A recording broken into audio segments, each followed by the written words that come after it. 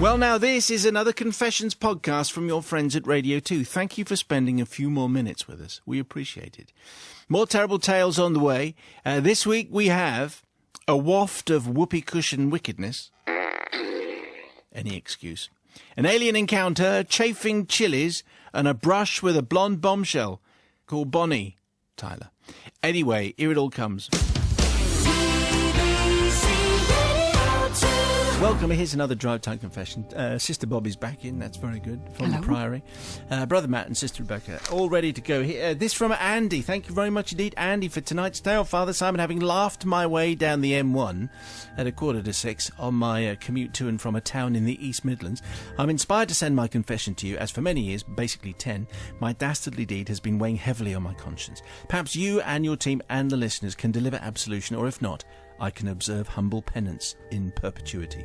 I say I, but actually there was a small team involved, and being the team leader, as it were, I must take full responsibility. Picture the scene. A glittering Christmas matinee performance of the ballet The Nutcracker at a very, very high-profile and very beautiful theatre in the West End of London, with a royal crest above its stately portals, containing an orchestra with at least 3 somewhat over-refreshed and tired musicians, having done dozens of performances of the same piece for weeks on end. I, you can call me Andy, which we have already, had been given the magnificent gift of a whoopee cushion for Christmas by a very understanding relative, as we used to regularly shove these things under our colleagues in front of us. The fun you must have in an orchestra with a whoopee cushion. And we'd worn the current whoopee cushion out due to the variety and number of bottoms that had come crashing down on it on so many occasions over the previous years. For the uninitiated, the best place and the best time to place a whoopee cushion is just after the instrumentalists have been given a stand by the conductor, usually just before the last act. And with everyone on their feet, you just have to pick your victim, and if all goes according to plan, a loud raspberry is the result if everything is aligned correctly. This was no ordinary whoopee cushion, however. This was a special because it was electronic, with a selection of 6 different tones to choose from. Tones in inverted commas. And it was easily the best present I've been given for many years. Eager to try it out, the opportunity came soon when the co-leader of the orchestra came thundering in with a solo a whole number early, presumably because he dozed off, having eaten too much Christmas food.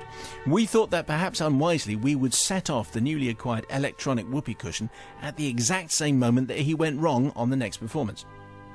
So the scene was in place. In the long interval after the first act, we set about finding a suitable location and a noise tone fitting the glorious occasion. This was achieved by the gathering of a committee of excited musos and going through the list of tones on the device to much hilarity. For example, or possibly, unlike most committees. Can we not have that in every single confession? Well, we probably could, actually. Unlike most committees, we came to a quick decision and chose the longest and loudest tone available. We then pinched some gaffer tape from the stagehands to secure it, not too successfully, I have to say, under the chair of our esteemed but hapless leader of the orchestra. Incidentally, the offending item was set off with a handheld infrared flicker like a TV remote. When we got to the moment that the co-leader went wrong, I tried to set the thing off, but it wouldn't work, despite careful preparation and care. The reason for this malfunction appeared to be because the player directly in front of me was getting in the way of the beam. Rather inconveniently, the allotted time came and went, and I missed several entries trying desperately to get my new toy to work, principally by moving the flicker around everywhere, but nothing happened. In the end, I worked out that if I pointed it surreptitiously above the head of the violinist, bouncing it off the roof, it should...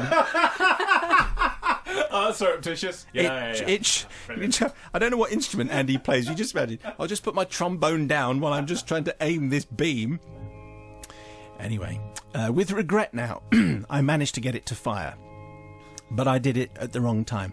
Just as the Sugar Plum Fairy was at the zenith of her famous solo, on point and looking quite perfect, with a wonderful innocent grin on her exquisite face, the longest and loudest breaking wind noise went off, much to the complete bewilderment of the company. Conductor, 90% of the orchestra, and the first 5 rows of the audience. This kind of feels... Meanwhile, during all this commotion, I noticed the device had broken free from its moorings and had fallen with a crash to the ground, which fired a random sample of tones. Oh, there you go. My wonderful section, being so supportive, were literally rolling around in total hysteria on the pit floor. Some orchestra.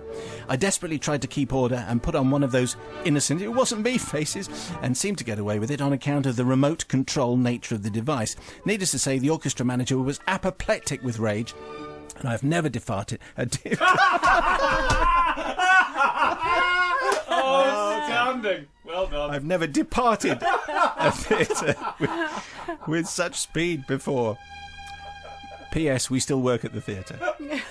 That's what you think. Now, there's little doubt, says Andy, that a large percentage of your audience will put this down to a lot of puerile nonsense and really rather sad and pathetic behaviour. But I can tell you that in the tension of the performance, no matter how daft, it has an exaggerated effect and is usually indescribably funny for some strange reason. That is why I hope to be forgiven. Anyway, got there in the end. What a production effort that was. Yes, that Rebecca. was the best Freudian slip I've ever heard. I mean, that was just hilarious. And it really wasn't intentional, was it? No, it wasn't. I think the problem with this electric whoopee cushion is that you can't control it. I mean, the point about pranks is they should be like a controlled experiment, and it kind of went a bit wrong, didn't it? Because it was the remote control wasn't working, and then it fell off the chair and went mad. So everyone got a bit cross about it, rather than just having the one outlet. Yes, poor ballerina. Yeah, as well. if there was just one, fart sound, that would have been fine. But as it was, there were loads. And I think that was too much. Okay. I think you should have just stuck to the traditional whoopee cushion that you put on the seat. So for that reason, I'm not forgiving. Bobby from the Priory. Okay, first of all, I love the insight into a professional orchestra. I've had many things like this before. Very, very funny. I love a whoopee cushion. I've got one. Haven't used it yet. I'm saving it up for the right moment. Is that thing you sit on in your office? It's a huge ball.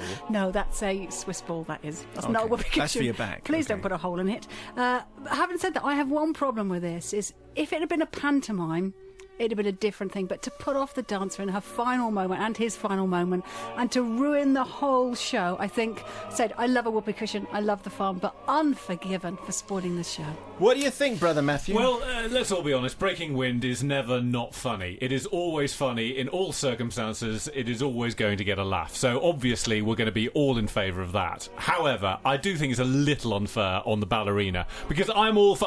basically, this story plays to every prejudice I've got about orchestras, is that I think that they all secretly hate each other, and that the violinist can't stand the guy on the cello or the one doing timpani or anything like that. So the timpanist. The timpanist, that's the one, yeah. So I'm going to say that because they all hate each other, it's fine to play pranks on each other, but I don't think it was fair on the ballerina. So for that reason, I'm not forgiving. But Breaking Wind is always funny. Orchestral confessions, of course, very welcome. Confessions at bbc.co.uk. So what do we have here? It's another drive-time confession. Thank you very much. Ricky in Warminster. Tonight's is titled When You're Hot, You're Hot. Dear Father Simon and the Compassionate Collective, if you read this out as close to the end of September as possible, I'd be most grateful, as it's our 20th wedding anniversary on the 24th, and I feel the time is right for absolution. My wife Jenny has had many of her judgments read out for other people's crimes, so hopefully she's going to forgive mine. During a recent holiday to Ibiza, a previous incident on holiday was mentioned, and it is for this incident that I seek forgiveness, especially from my wife, for not telling her the whole story. We're enjoying a children-free holiday in Mallorca, 2008. A small resort where every bar we went in insisted on asking me, Sie sind Deutsch? Which is, are you German? Just because I'm 6'2". Holiday mode had kicked in, and by day 3 we had found a nice little beach with a snack bar and a suitable sustenance in close proximity. Even the Liverpool FC bar was close enough for a pint at the right time. How about this? Go on holiday. So everything's going well so far. But imagine going on holiday and there's a Liverpool FC bar. Yes. So what a wonderful place to go on holiday. Enjoy the local for culture. everyone, yes.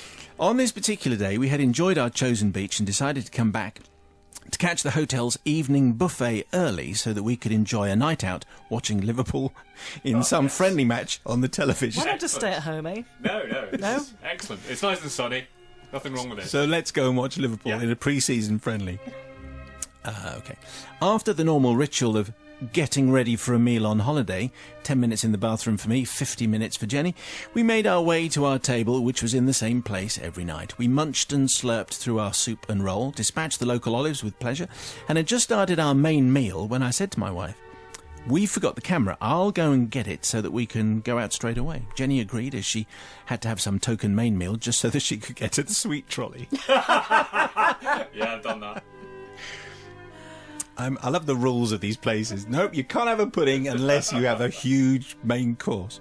I made my way up the stairs to our room, opened the door, and went to get the camera from the drawer. However, my eye caught sight of movement on our balcony, followed by some laughter.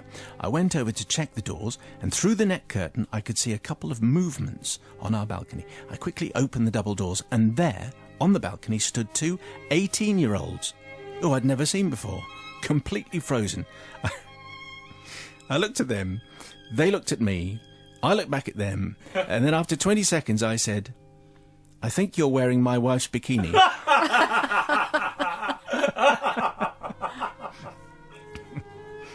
They had climbed over the barrier from the next apartment and had taken to cavorting on the balcony wearing my wife's bikinis that were drying. Sheepishly, they gave them back, mumbled sorry and slinked back over the barrier. I took all our clothes in, locked up, and returned for dinner. An unusual state of affairs, don't you think? Yes. I regaled this story to Jenny as she was tucking into her dinner. However, from this point, she is unaware of what happened next. The next day, I went up to get my buffet, and chili con carne was one of the day's choices, and there, in all their glory, were fresh chilies as garnish. Now, I remembered a confession from many years ago where chilies had been rubbed in to get revenge. In fact, there are a whole spate of them, as I recall. So I hatched a plan. I risked a self-inflicted chili chafing moment and placed 2 half-cut chilies in my pocket. Later, I made my excuses and returned to our room. The excitement in my head was building. I looked out through the curtains. There was no one around. The balconies were side by side, and a tall person could, if they wanted to, reach across without leaving their property and have an extensive array of garments to choose from. Well, within a minute, 2 pairs of shorts had been given the chilli treatment and then replaced. The chilies were dumped in the bin, the deed was done, and a good evening was had. I'm looking at some shocked and horrified faces, Ricky, by the way. I don't think this is going to go very well. Never mind what your wife's going to make of it. Father Simon, I'd like to ask forgiveness not from the 2 lads who had taken to wearing my wife's bikinis. No, they were lads. I didn't even get that. Yes. No, I didn't get that. At the Yes, beginning. yes. No, the 2... Okay. Yeah, there wasn't made clear that they were male. Yes. No, they're 2 guys. Yeah. Very nicely pointed out. Father Simon, I'd like to ask forgiveness not from the 2 lads who'd taken to wearing my wife's bikinis without her knowing, or the other 2 lads who were sharing the room with them, who may have been innocent in the initial incident. Anyway, basically, they might have had their holiday interrupted by some unfortunate undergarment irregularities. Anyway, as this is our 20th wedding anniversary, I thought this would be a nice present to ask for forgiveness for not telling Jenny the whole truth earlier on about how I got my own back. Ricky in Warminster. Well, it's an interesting turn-up for the books. Quite what the guys were doing, climbing over onto their balcony. Very strange behaviour, isn't it? Yeah, what were they doing? I don't know. Well, they were just obviously having they were a laugh, obviously. They were having a They laugh. were having a laugh. We're on holiday. There's a bikini next door. Let's climb over onto the next balcony. I know what we'll do. A great risk to myself, and I'm going to wear her bikini. Why not just grab the bikini and wear it on your own balcony, for instance? Yes, but Anyway, they maybe obviously there wanted was- to risk their lives and put the bikini Yes. on. So I think that was Don't try that very at home, strange kids. behaviour. None of it. Any of it. It just did the story changed once I realised that it was lads with the bikini on. I think, I think they deserved what they got, really. I mean, lads' behaviour deserves equal lads' behaviour, which is chilies being rubbed into their shorts. Is that right? The only problem is if it wasn't the actual lads who put the bikini on, it was their mates who had nothing to do with it. That's true. But I think Jenny will find the story very funny, so I forgive you. Let's see what Bobby from the Priory makes of this. Okay, for a minute, I thought he was going to rub the chili on her bikinis. So we would all No, looked in that would shock. not have been good. No, I well, thought so I that was just too. about to say, Jenny, wife of Ricky, I have a spare room while you divorce your husband. However, actually, get these lovely, playful youths. Yeah, From you next door. deserved it. Yeah. Although, actually, do watch out with chili. It's very, very dangerous. Maybe it's a thing in Mallorca. Maybe it's a Mallorcan thing. Ricky is forgiven. Equal clothing rights for everybody, Matt. Yeah, I mean, obviously, no judgments here. Well, actually, lots of judgments here. That's the whole point of the feature. Anyway, I didn't realise it was a thing that you climbed over people's balconies and started putting on their clothes. It's an old tradition in Mallorca. In Spain, is a big Spanish custom. So, I find it a bit odd, and I don't think I'm going to leave any of my clothing out on the balcony again, just in case. Not that anyone. Anyway, so yes, I'm going to forgive. I know I was going to go down a certain route there. Glad I didn't. The Liverpool bar was distracting you, I think, just for a moment. Yeah. So let's say I'm going to forgive, just because everyone else hasn't. A little bit late, but Deadly is back in the confessional. He's and about back, everybody. Time too. He's back. He's back. No voiceovers or corporate gigs to do. Very quiet evening. I might have an early night, actually. Excellent. That's very good news for everybody. Here's tonight's confession. Then it comes from Trina. Thank you, Trina. Dear Monsignor Mayo and the priestly posse. We seek forgiveness for an unwitting crime committed 20 years ago. Wow. My now husband and I were camping in Pembrokeshire, but our funds were now sadly depleted. Here's the issue that we wrestled and struggled with. Should we pay for a campsite and drink water all evening, or go to the pub and put the tent up somewhere dark and quiet and inconspicuous? Of course, we opted for the latter, and later that night, we tumbled out into the misty, moisty Welsh night. Are we painting pictures with words here? We are. This is mad. I'm almost there. Misty Moisty was a Fairport... there was a Fairport convention got a song called... No, Steel Eye Span. A Misty Moisty Morning. Right. Which we might play one day. But probably not. Not tonight, though. We found a grass... Anyway, back to the confession. Here's Yes. the train. We found a grassy verge close by the pub, and within minutes we were asleep in the comfort of a vaguely accurately constructed tent. We were woken the next morning to the sound of seagulls, traffic, tutting, and low murmurings from the locals. With weary eyes we inspected the far too bright day and found that we'd slept on a busy walkway of beautifully manicured grass and flower beds overlooking the sea and harbour. A few passers-by cast dark glances our way, and we imagined, oh, there goes the neighbourhood. Bloomin' visitors from their grumbling mouths. If only that was the only sin for which we seek forgiveness this day. Just do that voice again, if you could. It was just my normal voice. Oh, sorry. Was you weren't? Oh, if only that was the only sin for which we seek forgiveness for this day. Is that the voice? It was almost, a bit lower than that. I thought it was a bit lower that day. We hid beneath our sleeping bags while we summoned the motivation and strength to dismantle the tent and work out how to get home to Shropshire with no money. It was then that we heard the giggles and hellos of children, initially at a safe distance from the tent. We grunted strange noises and foreign-sounding responses, much to their delight and amusement, and their confidence grew. They gradually grew nearer and nearer, uttering louder hellos, always followed by shrieks of laughter, as we retorted to more and more bizarre sounds and alien languages, which we just made up on the spot. As you do. Yes. It was then my husband had the grand idea of providing a more visual display to accompany the heretofore audio performance. We looked around the tent for possible props and found a large piece of tin foil. This'll make a perfect Cyberman's helmet, he whispered. As you do, first thing in the morning. And he began a construction. I tore the healthy centre leaves from a cabbage that a local had unusually given to us in the pub the night before. A cabbage?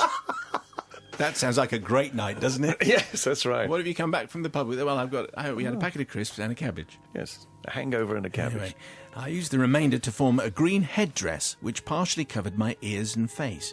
Then we waited for the children to be almost upon us before rushing out with our weirdest of thunderous alien cacophony noises and python silly walks. Of course, we expected to surprise the children, but thought that they would see through our amateur costumes and see two decent, upstanding students playing a prank with... not on them. Well, their reaction still haunts me. We watched as 3 children ran, screaming. Their legs seemed to run so fast their bodies could barely catch up. They disappeared into the distance and were seen no more. They were genuinely terrified. Shortly after, a man, came lurking close by our tent. Seemingly, when he noticed we were mere 20-something humans, not aliens from the planet Zog, we approached with an expression that suggested, not to put too fine a point on it, rage. Apparently, his 3 children were still screaming about an invasion from out of space and that Doctor Who was real after all. After their near-death alien encounter, their father was preparing to slay the evil invaders. Our apologies were met with dismissive, angry gestures that ironically mimicked our alien display only minutes before. We told him this, but he missed the comedy of the moment. Oh, you think? So, Monsignor Mayo, that'll do, we hereby seek forgiveness from the children, who may well still be terrified to this day, and their family for the upset that we caused. We are now parents ourselves, and of course, upstanding pillars of the community. Well, I'm a teacher, and he's a musician, now living in Colchester. Anyway, we await your decision with penance, but we are truly sorry for appearing to be a Cyberman and a woman with a cabbage head. Now, I would have thought that this sounds like a horror story from 1951, but I would have thought modern children would not be scared by a man with tin foil on his head and a woman with a cabbage face. I totally agree with you. It was daytime as well, wasn't it? Let's be clear about this. The first thing in the morning. It was on a grassy verge by a pub. There were lots of people around, and these people had obviously been spending the night in their tent, and were obviously people. And I just don't understand these children. What was wrong with them? Were they really, really, really young? Maybe they were just like toddlers. Like 1 and a half. Yeah, like toddlers, and they just had no idea about the world. That's the only conclusion I can draw from listening to this. If that's the case, then I think I won't forgive Trina, because you shouldn't be scaring toddlers. That's my assumption anyway. The weirdest of thunderous alien cacophonies. What do you make of that, Disney? I was hoping you were going to perform that for us, but you didn't actually on this occasion. But I'm going to forgive, I think, because I haven't done it for a while, so therefore I'm in a forgiving mood. I think the kids sounded extremely irritating anyway. And I think Dad needs to get a sense of humour, unless he was frightened as well. I don't know, he might have been Do you think terrified. He was doing it just sort of to cover up his own terror? I think he might have been, yeah. He might have been just watching from afar and saw the kids run off and thought, what on earth is... Oh! Man with cabbage on head, like you do. A woman with a cabbage on the head, yeah. I think. So forgiven. Yeah, that's true. So Trina had the cabbage and her other half had the tin foil. Yeah. How convincing was that? What kind of pub is this where you get a cabbage? I've never been offered a cabbage in a pub. I've been offered pirate DVDs in pubs. I've been offered other things in pubs. It's a Pembrokeshire pub. Clearly, this is a weird pub. So there's where you went wrong to start off with. And also, this family's easily spooked. Frankly, it's the middle of the day. You're not going to be invaded by aliens. What are you doing running away from a man with tinfoil on his head and a woman with a cabbage on her head? So I am going to forgive, because this family sounds a little bit easily spooked. Yes, I'm just trying to imagine the circumstances under which you would buy a cabbage in a pub. Maybe someone gave it to them. Well, that's true. I'm not taking a cabbage from somebody's giving me a cabbage. A free cabbage. What's the matter with you? I don't want the cabbage. You'd be suspicious of what was in the cabbage. What's in his cabbage? Once I got a present wrapped up really nice. It was heavy and round. I was really excited, from a friend of mine, and it was a cabbage. Are they still friends? Yeah, she's still my friend. This comes from Tommy. Thank you very much indeed for tonight's tale. Tommy says, Dear Father Simon and the Collective, since changing jobs a year ago, I've been an avid listener to Confessions on my way home. Like so many others, I sit and revel in the embarrassing situations of others, in sure and certain knowledge that I've got nothing to confess. Until one day a few weeks ago when you said something and it all came flooding back. Now, my moment takes place in the 80s, back in the day when all us lads had British motorbikes. My mate and I, let's call him Stinky Pete, had been to a party somewhere in Wales. We were riding back home along the M4. Let's just check it here with some lads. Did you have a British motorbike, Nigel? No, Japanese one, I'm afraid. Oh, that's not very good. Matt? No. No, OK. Anyway, not a very good random sample. Sorry. Anyway, in those days, says Tommy... Oh, Italian as well. I had an Italian one. Sorry. It's all right. I'm already lost interest I'm sorry. in that. Sorry. In those days, I had a BSA A65 Lightning. Anyone who ever had a BSA will know that after 100 miles or so, you have to stop to rest your derriere. So we stopped at the Severn Bridge services and tucked into a big fry-up and warmed cold hands with a steaming pot of tea. Stinky Pete had recently moved into a flat, but as it turned out was a bit short of cutlery. So he decided to borrow a spoon or two. Now, Pete, being the sort of chap who acts on impulse, didn't stop with a teaspoon. After a couple of quick trips to other tables and then the cutlery station, he had in short order managed to fill the front of his leather jacket with what almost became a complete dinner service. Luckily, as it turned out, he didn't need the plates. Being young and stupid, this was all very hilarious, reducing the two of us to inane giggling as we tried to stuff more and more down the front of his stinky jacket. In went the salt and pepper pots, in went the tomato sauce bottle, in went the silver-coloured tin teapot and the little metal milk jug.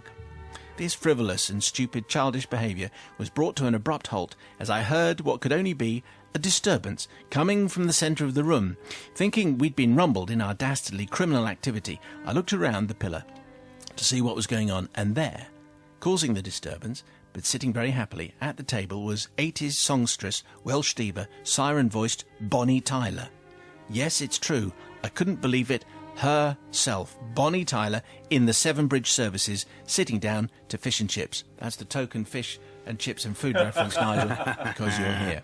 Now, as we all know, Bonnie Tyler in the 80s was as famous can be, with Total Eclipse of the Heart and Lost in France. She looked and sounded fantastic, and here she was at the service station in all her glory. Well, the presence of such a star in our midst was already causing a stir with the other diners, lots of whispering and nudging and pointing. Two young girls had detached themselves from their parents and were stood next to Bonnie Tyler's table asking for an autograph. Now, fair play and big respect to Miss Tyler, for even though she had her lunch in front of her, she obliged her young fans with a smile and a flourish of the pen on a photograph of herself, and that had appeared from the case belonging to the bloke with her. And this is where it started to go horribly wrong. I nudged Pete. Stinky Pete. "Look," I said, "it's Bonnie Tyler." "Rubbish," he says.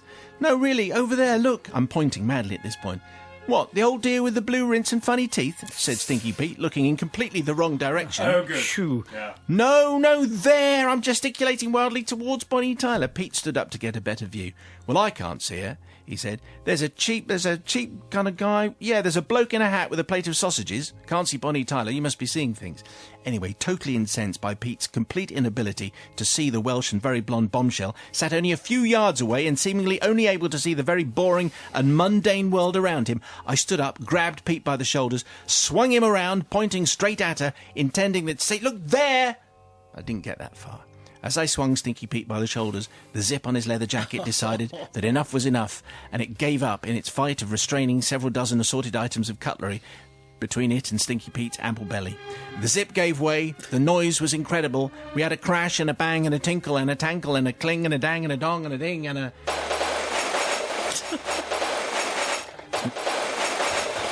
That's falling cutlery, by the way, in case it just sounded not a like... manual typewriter then. Machine gun fire. or something like that. Anyway, I'll just rely on the words in future. The entire contents spilled out onto and all over the floor, the table and the chairs. The silence that followed was deafening. All eyes around the room had turned to us. I can still see the details all these years later. The old lady with the blue rinse and funny teeth staring very disappointingly with a big scowl.